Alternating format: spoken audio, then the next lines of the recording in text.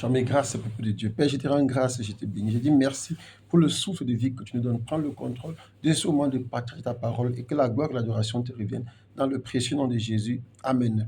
Le Seigneur demande aujourd'hui de rechercher la paix avec tous et la sanctification, sans laquelle personne ne verra le Seigneur. Nous sommes ici dans le livre de Hébreux 12, verset 14. Le même Dieu nous a demandé de vivre dans l'amour. Or, Dieu parle ici de paix. On verra que dans beaucoup de familles, nous, quand on grandissait, par exemple, notre famille était tellement divisée qu'on voyait chaque fois des aînés se lever pour dire qu'il fallait la paix. On voyait des personnes se lever pour dire qu'il fallait la paix. Et nous étions des enfants. On ne comprenait pas ce qui se passait pour que les gens se réunissent chaque fois pour faire la paix et qu'après des réunions, qu'il y ait toujours des divisions et des rancunes. Aujourd'hui, le Seigneur m'envoie expliquer cela afin que ceux qui sont dans cette situation, qu'ils comprennent aussi. Premièrement, il y a des familles qui sont fortement attachées à Satan. Dans ces familles, le mal domine. On verra dans ces familles, il y a les sectes, il y a les loges, il y a les sociétés secrètes. Dans ma famille, on a une société secrète par exemple, qu'on appelle le Kungan. C'est vrai que les gens se vantaient.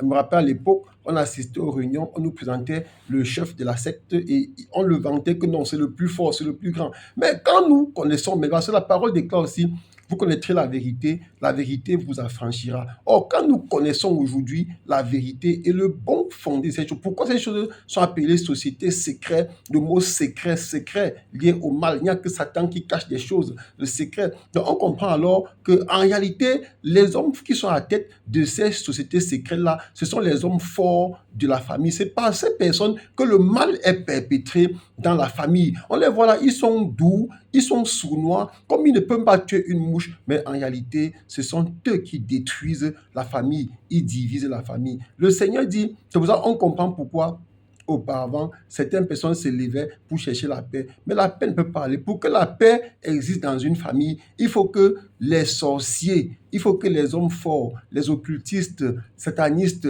il faut que ce groupe de personnes-là, oui, se repentent d'abord, abandonnent leur voie maléfique. Et maintenant, on peut s'asseoir sur la table de la paix. Mais tant que le mal est toujours là, on va faire plusieurs traités de paix, plusieurs réunions pour la paix. Il y aura toujours la haine dans la famille. Pourquoi? Parce que le mal est là. Revenons un peu sur ce qu'on avait vu à Éphèse, lorsque Paul attirait des âmes par des miracles que Dieu accomplissait à travers lui. On a vu que plus de ceux qui avaient pratiqué des arts magiques, des personnes occultes, venaient déposer leurs objets magiques aux pieds des apôtres. Les apôtres les brûlaient, ils donnaient leur vie à Jésus et l'évangile de Jésus-Christ croissait abondamment. C'est la même chose, bien aimé. On ne peut pas faire la paix dans une famille avec des personnes qui n'ont pas encore abandonné la sorcellerie, qui n'ont pas encore abandonné le maraboutage, qui n'ont pas encore abandonné les voies maléfiques. Il n'y aura jamais la paix. On va signer, ils seront contents, mais quand ils vont rentrer, ils vont encore frapper. Pourquoi? Parce qu'ils considèrent que ceux qui se sont assis pour signer un traité de paix avec eux sont des personnes naïves. Et je vais vous choquer en disant que dans une famille, tous les sorciers se connaissent. Ils se connaissent tous, sans exception. Donc, quand vous asseyez pour dire vous faites la paix, sachez qu'il y a toujours ce groupe-là qui se moque de vous. Ils sont contents parce que vous êtes naïfs, parce que vous ne comprenez rien.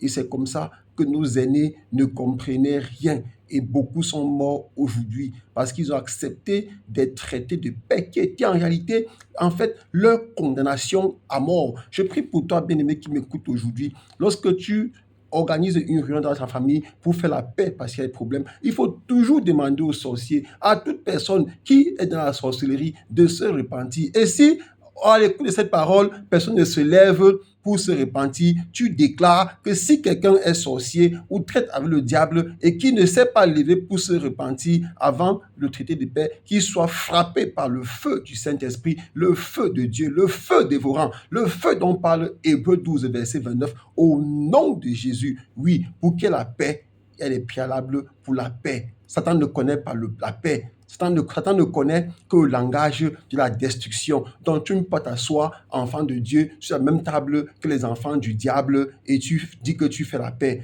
Le Seigneur a dit dans sa parole que dans une famille, on verra le père contre le beau-fils, la belle-fille contre le beau-père, ainsi de suite. Pourquoi? Parce que le père qui est sorcier va toujours attaquer sa belle-fille qui n'est pas dans la sorcellerie. Le fils qui mange la chair humaine va chercher à attaquer le petit-fils qui n'en sait rien, ainsi de suite. C'est pour ça que le Seigneur nous donne ces clés-là pour que nous sachions comment marcher avec eux et que ça va toujours exister. Mais parce que Dieu veut que bon nombre soit sauvé. Aujourd'hui, je viens livrer cette parole. Cette parole touche là où ça va toucher et que ces sorciers, ces méchants, ces assassins spirituels, s'ils sont conscients, qu'ils donnent leur vie à Jésus afin qu'eux aussi aient part à la vie éternelle pour la gloire du Saint-Nom de Dieu. Amen. Soyez bénis.